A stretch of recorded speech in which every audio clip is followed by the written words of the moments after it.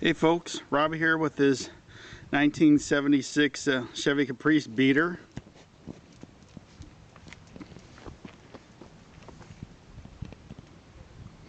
I used the wheels from the 67 Supernatural Impala.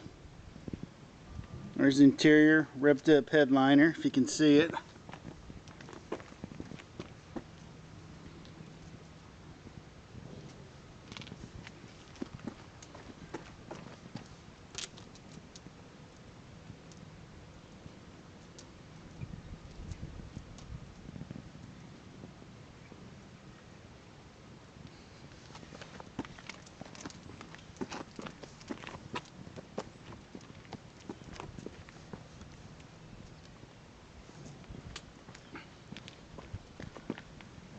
Show you what's under the hood.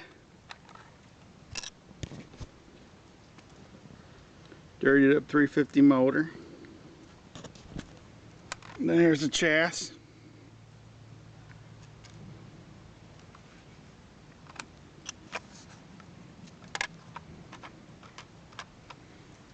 But I wanted to show you what I got finished up.